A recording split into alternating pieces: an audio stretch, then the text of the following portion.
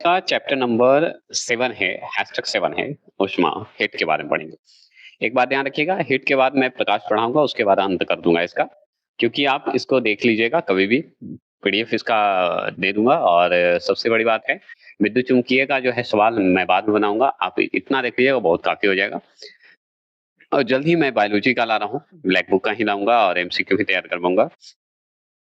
तो चलिए आगे देखते हैं और इसे खत्म करते हैं, ये ज़्यादा नहीं है, 75 ही सवाल हैं, याद रखिएगा। इस पे बहस नहीं करेंगे और सवाल पे डायरेक्ट आएँगे। चलिएगा पहला सवाल है कि तारों का रंग जो है मुख्य रूप से उनके निम्नलिखित में से किस कारक पर निर्भर करता है? तो तारों का रंग मुख्य रूप से उनके निम्नलिखित में से किस कारक पर निर्भर करता है? ये सवाल अगर पूछे तो उनके तापमान पर ही करेगा ना, क्योंकि हीट है। हीट मतलब उनके तापमान पर काम करेगा। दूसरा प्रश्न आपके स्क्रीन पर है, लीजिए आ गया। दूसरा प्रश्न क्या है कि सिकाई करने के लिए जो सिकाई हम लोग करते हैं, मतलब पेट उट जो दर्द देता है तो गर्म लेते हैं ना सेकने वाला, उसी को बोलते हैं सिकाई। सिकाई करने वाला मतलब गर्म पानी की थैली जो होती है, हॉट वाटर बैग का उपयोग क्यों किया जाता है बताइए? क्यों करते हैं? क्योंकि इसकी विशिष्ट गर्मी अधिक होती है। क्योंकि पानी की विशिष्ट जो ऊष्मा होती है अधिक होती है, हीट अधिक होती है। स्पेशल है ना, विशिष्ट मतलब स्पेशल। चलिए तीसरा प्रश्न आपके स्क्रीन पर है। तीसरा प्रश्न है, सर्दियों के मौसम में हैंडपंप से निकलने वाली पानी हमें गर्म क्यों महसूस होती है? बताइए, गर्म क्यों महसूस होता है? इसका जवाब दीजिए। तो इसका जवाब आप अच्छे से जानते हैं, ऑप्शन नंबर बी। पृथ्वी के अंदर का तापमान बाहरी वायुमंडल के तापमान से अधिक होता है। बाहरी वायुमंडल का एटमॉस्फेयर के तापमान से अधिक होगा, है ना? चलिए, चौथे प्रश्न की बात करेंगे। चौथा प्रश्न क्या है कि निम्नलिखित में से कौन सी परिघटना वैश्विक तापमान वृद्धि मतलब ग्रोथ के संभावित परिणाम के रूप में देखी जा सकती है? बताइए निम्नलिखित में से कौन सी ऐसी परिघटना है, कौन सी ऐसी घटना है जो वैश्विक तापमान वृद्धि जो ग्लोबल वार्मिंग जो हो रहा है, उससे संभावित परिणाम के रूप में देखी जा सकती है? क्या देखा जा सकता है? आप गर्मी के मौसम में हैं, आप बता सकते हैं। तो ये होते हैं सभी, उपरोक्त में से सभी। मतलब फसल के पैटर्न में बदलना होना या समुद्र के स्तर में वृद्धि होना या तटीय रेखा में परिवर्तन होना, ये सब होते हैं। अगर मान लीजिए आपका 5वां प्रश्न पूछे, एक आदर्श कृष्णिका ब्लैक बॉडी किस प्रकार के विकिरणों को पूरी तरह अवशोषित कर सकती है? पूरी तरह अवशोषित कर सकती है बता दीजिए। तो सभी प्रकार की तरंग-दैर्ध्य होती है। सभी प्रकार की जो तरंग-दैर्ध्य होती है, वेवलेंथ होती है, उसे हम कहते हैं। चलिए छठे प्रश्न की बात करते हैं। छठा प्रश्न क्या है, निम्नलिखित में से किस प्रकार का कोयला प्रति इकाई द्रव्यमान से सबसे अधिक ऊष्मा, याद रखिएगा, उत्पन्न करता है? बता सकते हैं। तो ये एंथ्रासाइट जो होता है वो कोयला उत्पन्न करता है। चलिए, है ना? छठे प्रश्न की बात करेंगे। छठा प्रश्न क्या है देखिए, निम्नलिखित में से किस प्रकार का कोयला प्रति इकाई द्रव्यमान में सबसे अधिक ऊष्मा उत्पन्न करती है? बताइएगा। मतलब वैल्यूएबल है सबसे ज्यादा। तो एंथ्रासाइट कोयला वैल्यूएबल है, याद रखिएगा। चलिए ऊष्मा के रूप में देखा जाए तो सातवें प्रश्न की बात करेंगे। सातवां प्रश्न है, किसी भी द्रव्य या पानी का क्वथनांक जो होता है, जिसे बॉइलिंग पॉइंट बोलते हैं, मुख्य रूप से किस पर निर्भर करता है? बताइए। किसी भी द्रव्य या पानी का क्वथनांक मुख्य रूप से किस पर निर्भर करता है? बता सकते हैं, कमेंट कीजिए प्लीज। तो वायुमंडल के दाब पर, ऑप्शन नंबर बी दिख रहा होगा। आगे चलेंगे, 8वें प्रश्न का जवाब दीजिए कमेंट में कि खाना पकाने के बर्तनों के बाहरी निचले हिस्से को अक्सर काला और अछूता कहिए या काला कहिए, क्यों छोड़ दिया जाता है? बताइए। तो खाना पकाने के बर्तन को आप देखे होंगे, बाहरी जो बाहर का हिस्सा होता है, जो कि निचला हिस्सा जिसे कहते हैं, उसमें काला रह जाता है, काला जैसा थोड़ा धब्बा देते हैं, अनपॉलिश्ड कहते हैं उसे। ठीक है, ब्लैक कलर का होता है ना, वो छोड़ दिया जाता है, क्यों? बताइएगा, इसका कारण तो आप जानते होंगे। क्योंकि ऑप्शन नंबर बी इसका सही है, काली सतह ऊष्मा की अच्छी अवशोषक होती है ऊष्मा का, इसलिए काला शर्ट अभी गर्मी मत पहनिएगा। आगे चलेंगे, 9वां प्रश्न है, सब्जी पकाते समय यदि उसमें एक चुटकी नमक डाल दिया जाए तो सब्जी जल्दी क्यों पक जाता है? तो सब्जी पकाते समय, जब सब्जी जो पका रहे हैं, यदि उसमें एक चुटकी नमक डाल देते हैं तो सब्जी जो है जल्दी क्यों पक जाएगा? बताइए, कारण क्या है? क्योंकि उसमें नमक मिलाने में जो है पानी का क्वथनांक जो है बॉइलिंग पॉइंट बढ़ जाता है, जो कि ऑप्शन नंबर बी दिख रहा होगा। चलिए आगे चलेंगे, ज्यादा सवाल नहीं है इसमें, उसमें से 75 सवाल है। 10वां प्रश्न है कि ग्रीन हाउस इफेक्ट मुख्य रूप से वायुमंडल में किस गैस की मात्रा में अत्यधिक वृद्धि के कारण होता है? बताइए। मतलब ग्रीन हाउस इफेक्ट जो होते हैं मुख्य रूप से वायुमंडल में किस गैसों की मात्रा से अधिक वृद्धि होने की संभावना होती है? इसका कारण बता सकते हैं? तो कार्बन डाइऑक्साइड, CO2, है ना? यार जानते हैं।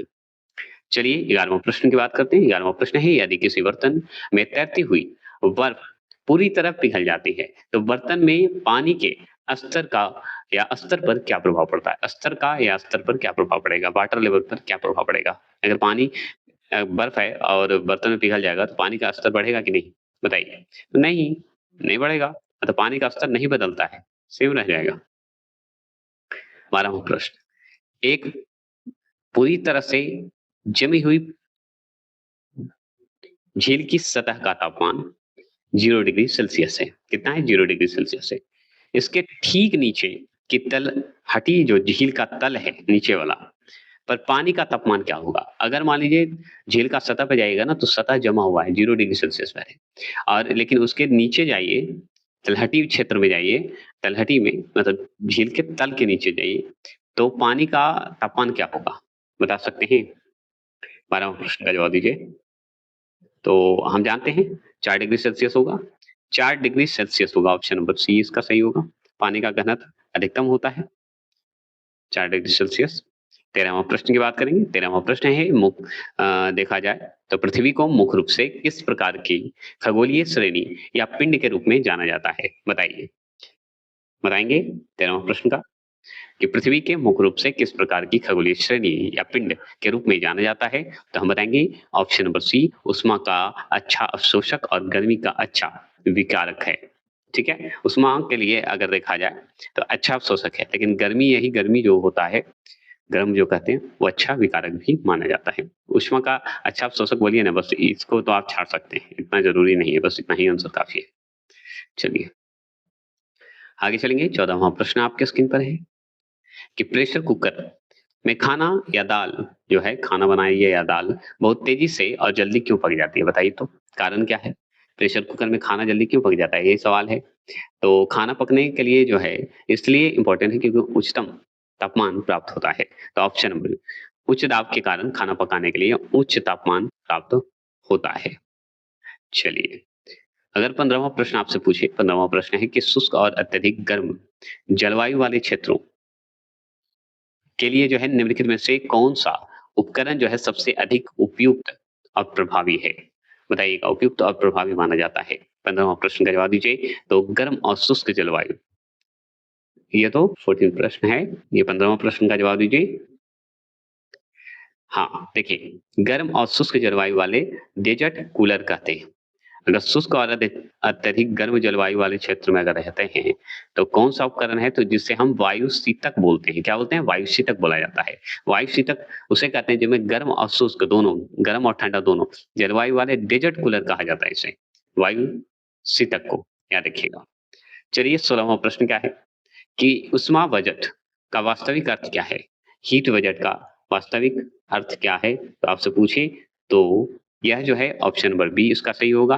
पृथ्वी पर आने वाले सौर विकिरण और परिवर्तन या परिवर्तित होकर जाने वाले विकिरण के बीच का संतुलन बनाता है, उसी को हम ऊष्मा बजट कहते हैं। ठीक है? आवक और जावक मतलब आना और जाना वाला सिस्टम में। ठीक है? चलिए। 17वां प्रश्न है कि पर्वतीय जो स्थल है या ऊंचाई जो ऊंचे पहाड़ हैं, पर पानी का क्वथनांक जो है बॉइलिंग पॉइंट कैसा होता है? बताइए, कैसा होगा? तो समुद्र तल के क्वथनांक से कम ही होगा, समुद्र तल का जो क्वथनांक होते हैं उससे कम होगा। चलिए 18 प्रश्न आ गए। 18 प्रश्न बताइए, अधिक ऊंचाई या पर्वतीय क्षेत्र पर जाने पर पानी का क्वथनांक क्यों कम हो जाता है? कारण क्या है बताइए? तो वहाँ पे कम वायुमंडल दाब के कारण होता है, जो कि ऑप्शन नंबर बी दिख रहा है। चलिए, क्रायोजेनिक्स 19वां प्रश्न है, क्रायोजेनिक्स विज्ञान की वह शाखा जो मुख्य रूप से निम्नलिखित में से किससे संबंधित है? बताइए। क्रायोजेनिक्स विज्ञान की वह शाखा जो मुख्य रूप से निम्नलिखित में से किससे संबंधित है? बता दीजिए। तो ये होगा कम तापमान के अध्ययन और अनुप्रयोग से संबंधित होगा। ठीक है? याद रखिएगा। चलिए 20वां प्रश्न आ गया है। निम्नलिखित द्रवों में से कौन सा द्रव जो है मतलब हीट का सबसे अच्छा और तीव्र संवाहक मतलब बेस्ट कंडक्टर माना जाता है? बताइए कौन सा होगा? 20वां प्रश्न का जवाब दीजिए। तो पारा बहुत अच्छा है, अब जानते हैं। पारा को एक और नाम से जानते हैं, कमेंट कर सकते हैं तो करिएगा। चलिए यहाँ पे भी देख सकते हैं, तापमान मापने वाले यंत्रों या थर्मामीटर में आमतौर पर पारा पारा मतलब मर्क्यूरी मर्क्यूरी बोलते हैं का उपयोग क्यों किया जाता है? बताइए थर्मामीटर में पारा का इस्तेमाल क्यों करते हैं? बताइए। तो पारा का हम लोग करते क्यों हैं ये बताइए। तो देखिए ताप यह जो है पारा जो होता है तापमान मिलने पर समान रूप से फैलता है और ऊष्मा का अच्छा संवाहक होता है। कौन? पारा। इसलिए थर्मामीटर हम लोग इस्तेमाल करते हैं। 22वां प्रश्न है, ठंडे दिनों में जब किसी कमरे का तापमान 15 डिग्री सेल्सियस होता है तो पेन की धातु की टोपी प्लास्टिक की बॉडी की तुलना में बहुत अधिक ठंडी महसूस होती है, क्योंकि? बताइएगा। ठंडे दिनों में जब किसी कमरे का तापमान जो है 15 डिग्री सेल्सियस होता है तो पेन की जो धातु है, धातु की जो टोपी होती है कैप, प्लास्टिक की बॉडी की तुलना में बहुत अधिक ठंडी क्यों महसूस होती है ना? क्यों? बताइएगा। आप अच्छे से जानते हैं धातु उष्मा के सुचालक है, तो धातु उष्मा का सुचालक है। धातु प्लास्टिक की तुलना में उष्मा का बेहतर सुचालक है। आप स्पीड करके वीडियो देख लीजिएगा। 23 का सवाल का जवाब दीजिए। 23 है ऊष्मागतिकी के अनुसार वह जो सैद्धांतिक तापमान है जिस पर गैसों के आणविक गति पूरी तरह समाप्त या शून्य हो जाती है, क्या कहलाती है? बताइएगा क्या कहलाता है? जवाब दीजिए। 24 का जवाब देंगे तो एक संपीड़ित गैस का अचानक विस्तार होना। ठीक है, मतलब कि कितना? एक मिनट, यहाँ पे 24 का आंसर मैं बता रहा था। चलिए 23 का आंसर बताना है। तो परम शून्य तापमान होता है क्योंकि गैस में आणविक गति बंद हो जाएगी, इसलिए परम शून्य तापमान आपका सही आंसर है। परम शून्य तापमान जो होते हैं वो अगर डिग्री सेल्सियस में पूछता है तो आपको 200 याद रखिए 273.15 डिग्री सेल्सियस, और केल्विन में पूछेगा तो 0 केल्विन याद रखिएगा।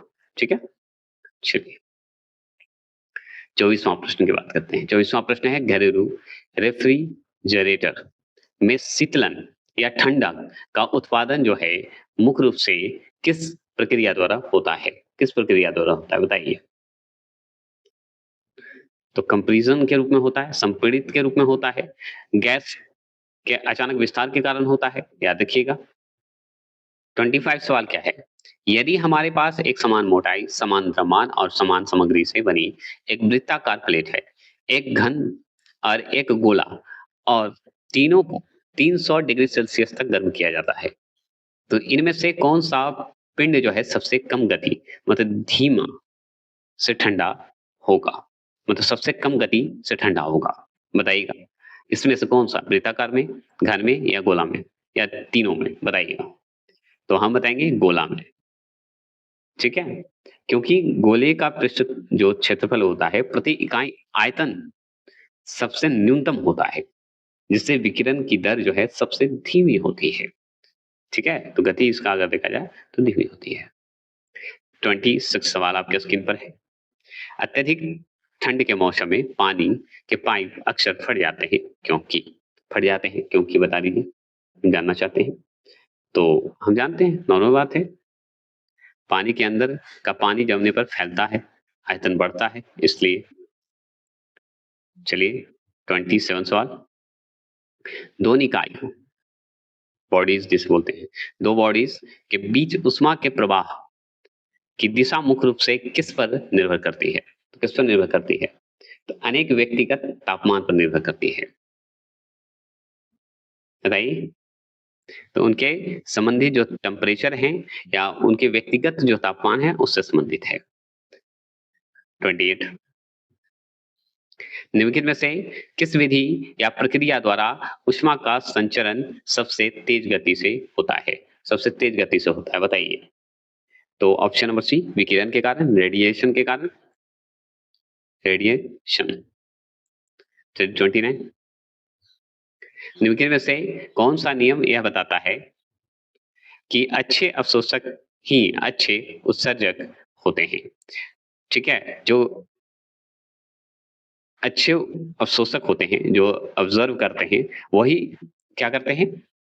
इमिटर करते हैं। इमिटर मतलब होता है उत्सर्जक होता है। बताइए, अच्छे उत्सर्जक होते हैं। तो किरचॉफ के नियम बताता है। क्या ये बात सत्य है? 29वां प्रश्न का जवाब दीजिए। तो यस, किरचॉफ का नियम बताता है। आगे बात करते हैं। 30 प्रश्न है थर्मस फ्लैक्स। फ्लैक्स, ठीक है, या फ्लैश बोल सकते हैं। तो थर्मस फ्लैश में ऊष्मा का क्षय मतलब नुकसान किन प्रक्रियाओं को रोककर पूरी तरह कम किया जाता है? तो किन प्रक्रियाओं को रोका जा सकता है और पूरी तरह कम किया जा सकता है? बताइए। तो हम बताएंगे चालन, संवहन और विकिरण, तीनों माध्यम से हम कर सकते हैं। चलिए 31 सवाल आ गए। 31 है कि एक श्वेत और चिकनी मतलब सफेद और चमकदार सतह पर क्या विशेषता होती है? क्या विशेषता होती है बताइए। तो इसमें जो है ऑप्शन नंबर सी खराब अवशोषक और अच्छी जो है परावर्तक होता है। ठीक है, खराब अवशोषक होता है, याद रखिएगा, ये ध्यान रखना होगा। चलिए 32 सवाल। जब किसी बंद कमरे में रखे हुए चालू रेफ्रिजरेटर का दरवाजा खुला छोड़ दिया जाता है तो कमरे के तापमान पर क्या प्रभाव पड़ेगा? अगर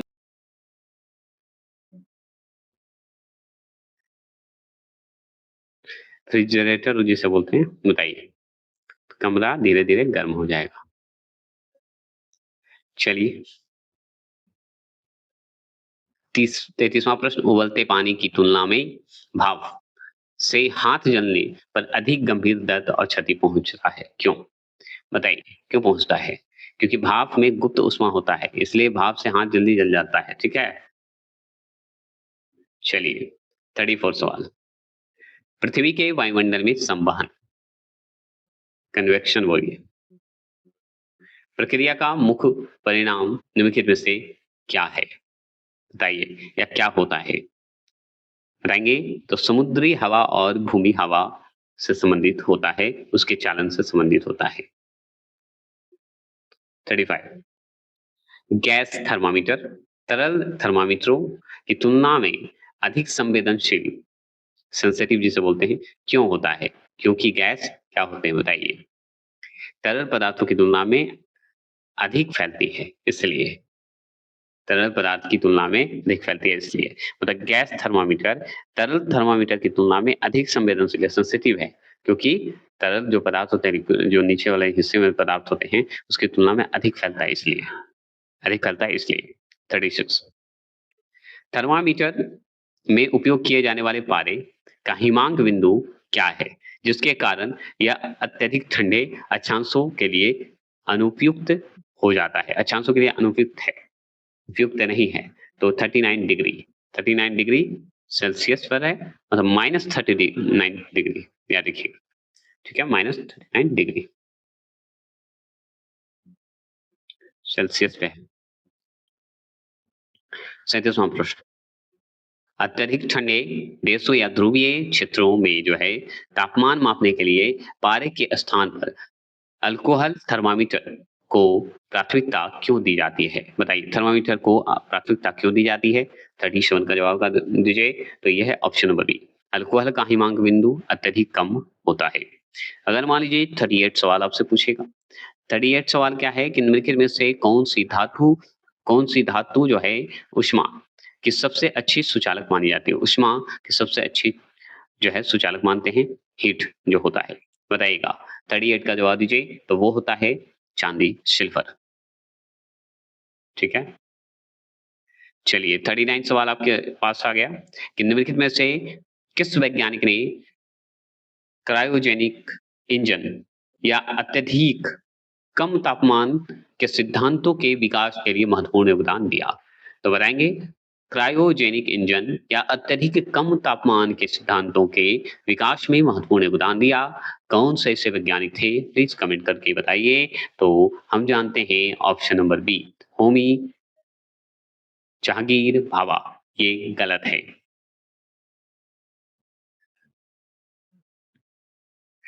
इसका आंसर जो है दे रहा है ऑप्शन नंबर डी सही दे रहा है। कैमरी कैमरलिंग ओन्स बोलते हैं, कैमरलिंग ओन्स बोलेंगे। 40वां प्रश्न है, रेफ्रिजरेटर में फ्रिज इकाई जो कूलिंग जो होता है को हमेशा सबसे ऊपर क्यों लगाया जाता है? बताइए, क्यों लगाया जाता है या क्यों रखा जाता है बताइए तो? तो हम बताएँगे कि इसमें जो ऑप्शन नंबर बी है, जिससे संवहन धाराएँ आसानी से सेट हो सके। जो उसकी धाराएँ हैं, हवा की 2 धाराओं को सेट कर सके, ठीक है? जो कूल करने में मदद कर सके। 41 सवाल आपके स्क्रीन पर है कि निम्नलिखित में से किस तापमान पर फ़ारेनहाइट और सेल्सियस स्केल का पैमाना बिल्कुल समान इक्वल रीडिंग दिखाता है? बताइए, इक्वल रीडिंग दिखाता है तो वो है -40 डिग्री सेल्सियस। -40 डिग्री आपका आंसर सही होगा। चलिए 42 सवाल आपके स्क्रीन पर है कि मानव शरीर का समान तापमान सेल्सियस पैमाने पर 37 डिग्री सेल्सियस होता है, तो फ़ारेनहाइट पैमाने पर इसका मान क्या होगा? बताइए। तो फ़ारेनहाइट में अगर बात करें तो 98.6 डिग्री फ़ारेनहाइट होगा, मानव का, आप अच्छे से जानते हैं। अब बात करेंगे 43 सवाल की बात करते हैं, तो चलिए जानते हैं 43 की बात करेंगे। तो 43 सवाल क्या है कि एक स्वस्थ मनुष्य के शरीर का तापमान केल्विन पैमाने, केल्विन मतलब के, पैमाने पर कितना होता है? केल्विन पैमाने पर कितना होता है बता सकते हैं? तो 310 केल्विन होता है। कितना होता है? 310 केल्विन होता है। और भी बातें करेंगे और 44 सवाल के जवाब दीजिए और बताइए कि यदि किसी वस्तु का तापमान 45 डिग्री सेल्सियस है, तो वो फ़ारेनहाइट पैमाने पर इसका मान क्या होगा? बताइए। अगर मान लीजिए यदि किसी वस्तु का तापमान 45 डिग्री सेल्सियस है, तो फ़ारेनहाइट पैमाने पर इसका मान क्या होगा बता दीजिए। तो आप अच्छे से जानते हैं 113 डिग्री फ़ारेनहाइट होगा। कितना होगा? 113 डिग्री फ़ारेनहाइट होगा। इसका डिटेल जो है मैथमेटिक्स रूप से बताना लंबा चला जाएगा। 45वां प्रश्न है, निम्नलिखित में से कौन-सा पैमाना जो स्केल है, कभी भी ऋणात्मक मतलब नेगेटिव मानना या नेगेटिव मान प्रदर्शित नहीं कर सकता है? कौन-सा नहीं कर सकता है बताइए? कौन-सा स्केल है? तो केल्विन पैमाना जो है नेगेटिव आपको नहीं बताएगा, केल्विन के। चलिए 46 सवाल आपके स्क्रीन पर आ गए कि किसी पदार्थ की अवस्था परिवर्तन के समय दी जाने वाली वह ऊष्मा जो तापमान को नहीं बढ़ाती है, क्या कहलाती है? जैसे बर्फ से पानी बनते समय देखते होंगे, है ना? तो ऊष्मा जो है तापमान को नहीं बढ़ाती है, उसे हम क्या कहते हैं? तो उसे हम गुप्त ऊष्मा कहते हैं, गुप्त ऊष्मा कहा जाता है। 46 हो गए, 47 की बात करते हैं। 47 सवाल है कि 0 डिग्री सेल्सियस पर 1 ग्राम बर्फ को 0 डिग्री सेल्सियस के पानी में बदलने के लिए कितना गुप्त ऊष्मा की आवश्यकता होती है? बताइए। तो हम बताएँगे 80 कैलोरी ग्राम की आवश्यकता होती है। 80 कैलोरी ग्राम गुप्त ऊष्मा की आवश्यकता होती है। चलिए 55 सवाल आपके स्क्रीन पर आ गए हैं और बताइए रेफ्रिजरेटर जो है निम्नलिखित में से किस सिद्धांत या नियम पर कार्य करता है? बता दीजिए तो हम जानेंगे। तो आप अच्छे से जानते हैं इसके बारे में, ऊष्मा गतिकी के रूप में, ऊष्मा गतिकी सिद्धांत पर काम करेगा, हीट के गतिकी पर इस्तेमाल करेंगे। 56 सवाल क्या है बता दीजिए, निम्नलिखित में से वह कौन-सा यंत्र या उपकरण है जो अत्यधिक उच्च तापमान पर वेरी हाई टेम्परेचर को मापने के लिए सबसे उपयुक्त माना जाता है? बताइएगा। उपयुक्त माना जाता है तो वो है पायरा या पायरोमीटर कहते हैं या पाइरोमीटर कहा जाता है। ऑप्शन नंबर बी जो लगाएँगे वो सही लगाएँगे। 57 सवाल आपके स्क्रीन पर है। 57 है कि सूर्य का तापमान मुख्य रूप से किस उपकरण द्वारा मापा जाता है? सूर्य का जो तापमान है टेम्परेचर हम कैसे मापेंगे? तो पाइरोमीटर से ही मापेंगे, जिसे हम उत्सर्जन थर्मोमीटर भी बोलते हैं। समझ गए? तो पाइरोमीटर याद रखिएगा। यहाँ पे कभी-कभी पाई य भी दे देता है ई की जगह पे, ठीक है? ध्यान रखिएगा। 58 सवाल आपके पास आ गया कि ऊर्जा संरक्षण के नियम के अनुसार ऊष्मागतिकी का प्रथम नियम जो है, ठीक है? थर्मोडायनेमिक्स जिसे बोलते हैं, मुख्य रूप से किस घटना या संरक्षण से संबंधित है? बताइए किस घटना से संबंधित है? अगर आपसे पूछे तो हम बताएँगे ऊर्जा संरक्षण से संबंधित है। ऊर्जा संरक्षण से संबंधित है। Conservation of energy. 59 है, उबलते पानी की तुलना में भाप से जलने पर अधिकांश गंभीर चोट लगती है, क्योंकि भाप में जो है कौन-सी ऊष्मा निहित होती है? ये सब जो है प्रीवियस ईयर क्वेश्चन का एमसीक्यू तैयार किया गया है, तो आप देख सकते हैं। तो ये गुप्त ऊष्मा का ही है, क्योंकि भाप गुप्त ऊष्मा से संबंधित होता है। अगर मान लीजिए 60वां प्रश्न आपके स्क्रीन पर आ चुका है और 60वें प्रश्न के बारे में बताना है कि किसी गैस को जो है समतापी रूप में फैलाने फैलाने या विस्तरित करने पर उसके दाब और तापमान पर क्या प्रभाव पड़ता है? बताइए, क्या प्रभाव पड़ेगा? तो हम जानते हैं तापमान जो है स्थिर रहता है। तापमान क्या रहेगा? स्थिर रहेगा। ऑप्शन नंबर बी जो लगाएँगे वो सही लगाएँगे। चलिए आगे चलेंगे। 62 सवाल आपके स्क्रीन पर आ गए। निम्नलिखित में से कौन-सी प्रक्रिया रुद्रोष्म परिवर्तन है? ठीक है? एडी एवेटिक चेंज कहिए या प्रोसेस जो है सबसे सटीक उदाहरण है। तो किसका सटीक उदाहरण है? रुद्रोषम। रुद्रोषम परिवर्तन जो है किसका सबसे सटीक उदाहरण है? बता देंगे। तो हम बताएँगे टायर का अचानक फटना। टायर का अचानक फट जाता है तो आप देखे हैं हवा से भरे जो टायर होते हैं वो फट जाते हैं। वो एग्ज़ाम्पल के रूप में है।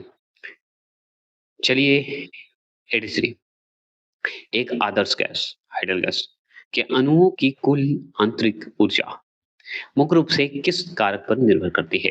तो किस कारक पर निर्भर करती है? हम जानना चाहते हैं। तो केवल तापमान पर ही तो निर्भर करेगी, केवल गैस के तापमान पर टेम्परेचर पर करेगा। और भी बातें करेंगे। 64 सवाल आपके स्क्रीन पर है। निम्नलिखित में से कौन-सा यंत्र या उपकरण यांत्रिक ऊर्जा को सीधे ऊष्मा में या ऊष्मा को यांत्रिक कार्य में बदलने के सिद्धांत पर आधारित है? बताइए, ऊष्मा में यांत्रिक ऊर्जा में बदलने के सिद्धांत पर आधारित है, तो किस सिद्धांत पर है? कौन-सा यंत्र है बताइए? तो ऊष्मा इंजन जिसे कहते हैं, हीट इंजन कहते हैं। चलिए 65 आपके स्क्रीन पर आ चुका है। 65 है 0 डिग्री से 10 ग्राम बर्फ को 100 डिग्री की भाप में बदलने के लिए 100 डिग्री भाप में बदलने के लिए आवश्यक कुल ऊष्मा कैलोरी में बताना है कितना होगा। तो हम जानते हैं कि 0 डिग्री पर 1 ग्राम हम किए थे तो हमको मिला था 80, है ना? 80 मिला था ना जी। तो ये 100 पे करेंगे तो कितना होगा? तो 72 हो जाएगा। 7200 कैलोरी।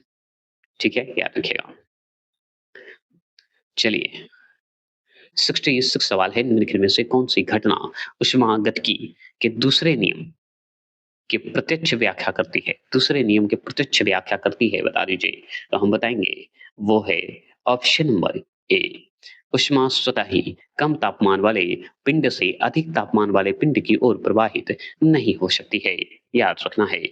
अगर मान लीजिए 67 की बात करेंगे। 67 है यदि किसी बंद कमरे में एक चालू पंखा चलाया जाता है तो कमरे की हवा के तापमान पर क्या प्रभाव पड़ेगा? तो कमरे की हवा पर तापमान का क्या प्रभाव पड़ेगा?